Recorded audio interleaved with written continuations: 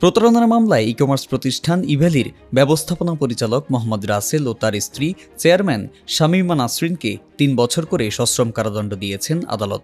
একই সাথে প্রত্যেককে ৫,০০০ টাকা অর্থদণ্ড, অনাদায়ে আরও ৬ মাসের বিনাশ্রম কারাদণ্ড দেওয়া হয়েছে। রোববার ঢাকার মেট্রোপলিটন ম্যাজিস্ট্রেট মোহাম্মদ মিনহাজুর রহমানের আদালত এ রায় দেন।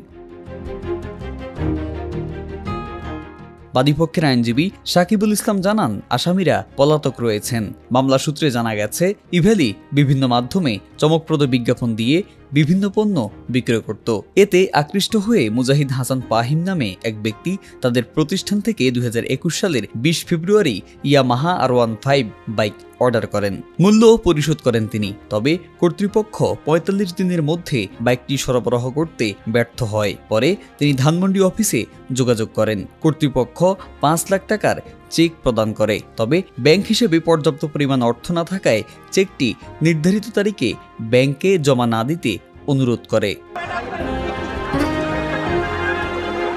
আসামিদের কথা বিশ্বাস করে তিনি চেকটি ব্যাংকে জমা দেননি। পরবর্তীতে বাদী টাকা আদায়ের জন্য তাগাদা দিতে থাকেন। তবে তারা কোনো টাকা তাকে ফেরত দেননি। এরপর লিগ্যাল নোটিশ পাঠিয়েও কাজ হয়নি। এই ঘটনায় মুজাহিদ হাসান ফাহিম ২০২৪ সালের জানুয়ারি মাসে আদালতে রাসেল ও শামীমার বিরুদ্ধে মামলা করেন। এ মামলার প্রেক্ষিতেই দুজনকে ৩ বছর করে সশ্রম কারাদণ্ড দিয়েছেন আদালত।